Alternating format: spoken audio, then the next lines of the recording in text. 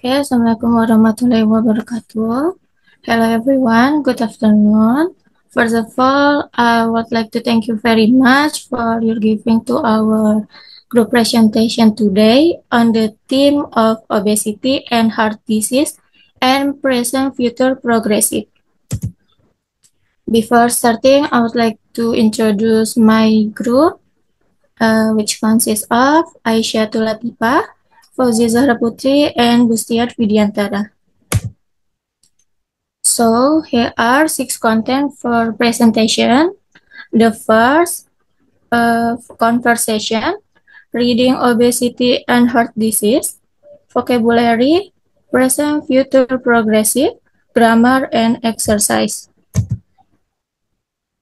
In this conversation, Gusti play as nutritionist and Aisyah as patient. Could you help me?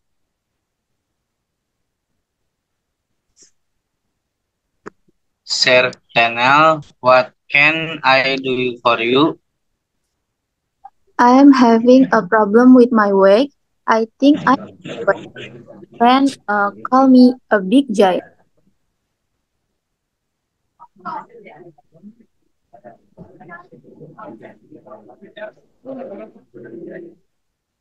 How much do you weigh? It's more than 100 kilograms. What should I do to lose? Okay, it's not easy to lose some weight in a short way. What have you do to lose it? I have taken some pills on doctor advice, but it's working. Pills are harmful, even though pills can lose some weight in a short way, but your weight will gain again if you stop taking them, and also they are not good for your body. So what do you suggest for me? Nothing is impossible in this world. I'd like to give you some advice and hopefully it's work for you. Please do exercise every day around 30 minutes. Eat less food and junk food. You only eat rice once a day for lunch. Remember to eat fruit and vegetables for your meal. You sure it Of course, don't forget to keep hunger and if you feel very hungry, you only eat fruit and vegetables. Thank you for your advice, doc. Okay, next. Well, next theme is obesity and heart. Next the content is obesity and heart disease, which my colleague will explain in by Aisyah. Thank you. Perception of fat and thin can change with the time. For an object view, doctor use a measure called body mass in BMI and BMI. A 5 foot, 10-inch person who 175 pounds has a BMI of 25. The limit for a healthy body. An extra 30 pounds would push him or her to a BMI of 30, a number that signals a serious weight problem. At 245, 145 pounds, the person would reach a BMI of 35 and would be considered extremely obese. The biggest source of the BMI measurement is that it can distinguish fat from muscle. Next, uh, pendahuluan yaitu persepsi tentang gemuk dan kurus dapat berubah seiring waktu. Untuk pandangan yang objektif, dokter menggunakan ukuran yang disebut indeks massa tubuh. Seseorang dengan tinggi 5 kaki 10 inci yang beratnya 175 pon memiliki BMI 25 yang secara umum dianggap sebagai batas atas untuk tubuh yang sehat. Tambahan 30 pon akan mendorongnya ke BMI 30, angka yang menandakan masalah berat badan yang serius. Pada berat 245 pon, orang tersebut akan mengalami BMI 35 dan akan dianggap sangat gemuk. Kelemahan terbesar dari pengukuran BMI adalah tidak dapat membedakan lemak dari otot. Next. Excess body fat can set off cascade of other changes in the body that rise the risk of heart trouble. Extra fat in the body can also lead to extra fat in the blood. Overweight people often have high level of artery clogging LDL cholesterol. Many people are overweight because they eat high fat diets and shouldn't exercise. Many studies have cited the number of premature deaths due to complications from being overweight, such diabetes and hypertension. If you shed some pounds and rein in your blood pressure and cholesterol, you've done your heart a big favor. Next.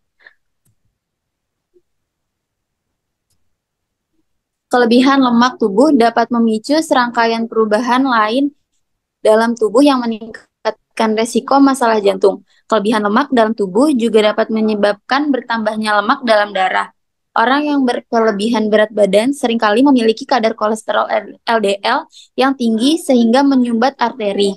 Banyak orang yang kelebihan berat badan karena mengkonsumsi makanan tinggi lemak dan menghindari olahraga. Banyak penelitian menyebutkan banyaknya kematian dini akibat komplikasi kelebihan berat badan, seperti diabetes dan hipertensi.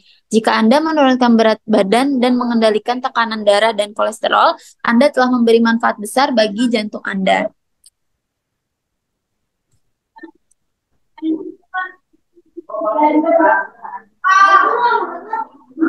Over the past 14 years, there has been a marked rise in obesity in the United States, which experts associate in large part with overeating, a rise in fast food consumption, and a sedentary lifestyle in which many Americans do little more than walk to and from their car.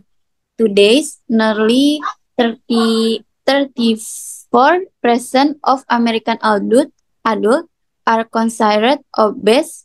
That is, they have a BMI over 30. That's a lot of people with a higher than normal risk of developing heart disease. An extra large body needs an extra large amount of blood. When you gain weight, your heart has to pump more blood than it did before. Instead of beating more often, the heart growing slightly large so it can move more blood with each beat. Next.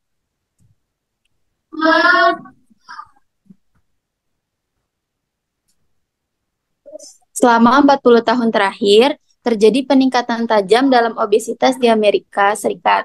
Oleh para ahli, dikaitkan sebagian besar dengan makanan berlebihan, peningkatan konsumsi makanan cepat saji, dan gaya hidup yang tidak banyak bergerak, di mana banyak orang Amerika hanya berjalan kaki ke dan dari mobil mereka. Saat ini, hampir 34% orang dewasa Amerika dianggap obesitas. Dengan kata lain, mereka memiliki BMI lebih dari 30. Itu berarti banyak orang dengan resiko lebih tinggi dari biasanya untuk terkena penyakit jantung. Tubuh yang ekstra besar membutuhkan jumlah darah yang ekstra besar. Ketika berat badan bertambah, jantung harus memompa lebih banyak darah dari sebelumnya. Alih-alih berdetak lebih sering, jantung membesar sedikit sehingga dapat mengalirkan lebih banyak darah setiap kali berdetak. Next. Okay, the next slide will be read by Gusti.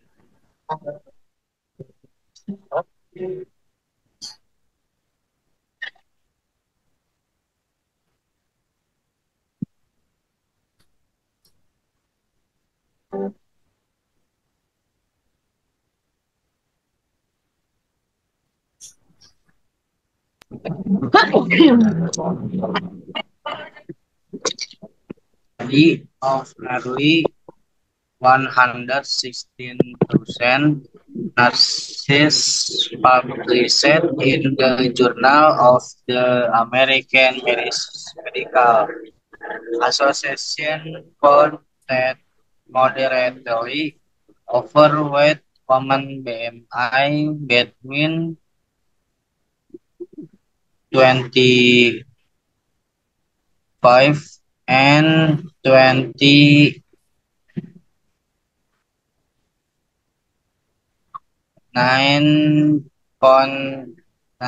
were twice as likely as slender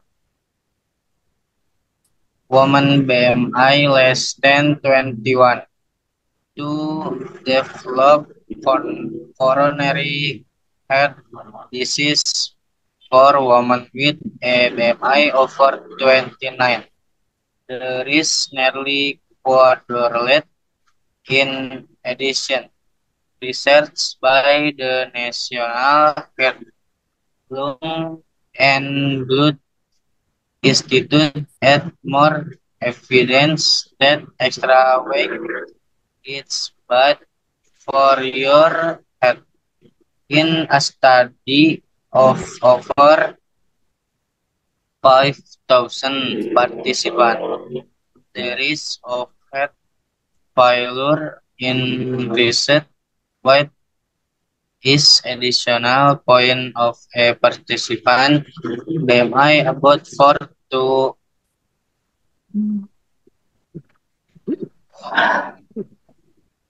8 points. In general, researchers found that the risk of heart failure was 34% higher for overweight individual and 104% higher for people classified as obese. Next, Kak.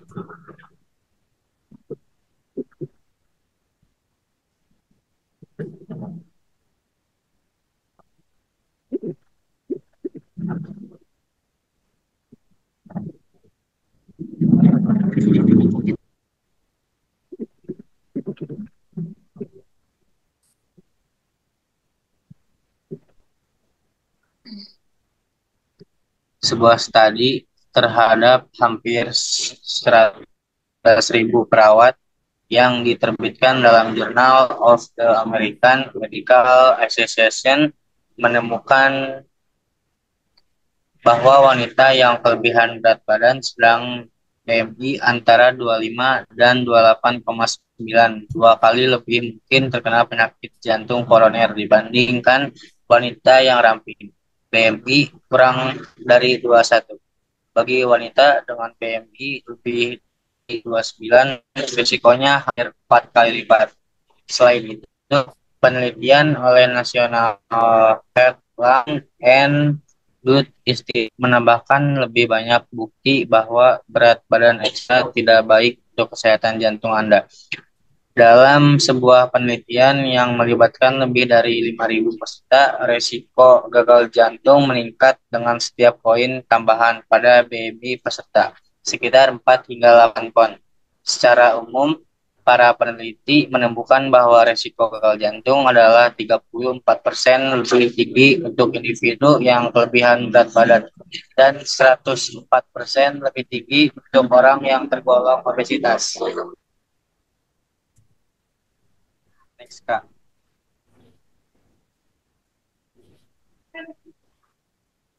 Vocabulary. Food consumption, konsumsi makanan. Heart failure, gagal jantung. This distinguish, membedakan, muscles, otot, coronary, coroner, obesity, obesitas, evidence, bukti, sedentary, menetap, lifestyle, gaya hidup, merely, hanya, congestive, congestive, pregnancy, kehamilan, genet, memperoleh, hypertension, hypertensi. Okay, the next content, present, future, progressive. Present, future, progressive tense or future continuous tense is a form of verb used to express event that will take place at some time in the future with specific time information. It can also be used as a form of polite or formal question which aims to ask about the person's intention or plans. Present future progressive tense atau future continuous tense adalah bentuk kata kerja yang digunakan untuk menyatakan kejadian yang akan sedang berlangsung pada suatu waktu di masa yang akan datang dengan keterangan waktu yang spesifik. Juga dapat digunakan sebagai bentuk pertanyaan sopan atau formal yang bertujuan untuk menanyakan niat atau rencana dari orang tersebut. And the next slide, formula future progressive tense. The first, positive tense, the formula subject plus will or shall plus be plus present participle verb ing plus complement. As seen in the following table are example of positive sentence. Will by used subject is I, you, we, they, she, he, it, and shall use the subject I and we. An example, we shall be making a delicious cake this Saturday night, and he will be staying at the shop at 4 o'clock this afternoon. Next, the second negative sentence formula is subject plus will or shall plus not plus be plus present participle verb ing plus complement. An example, she won't be eating at 6 o'clock tomorrow evening, and we shan't be eating at 6 o'clock tomorrow evening. And last, interrogative sentence. The formula is will or shall plus subject plus be plus present participle verb ing plus complement. An example, will they be eating pizza at 6 o'clock tonight? And shall we be having dinner at 6 o'clock tomorrow evening? And last content is exercise session. Does anyone want to answer? Number 1.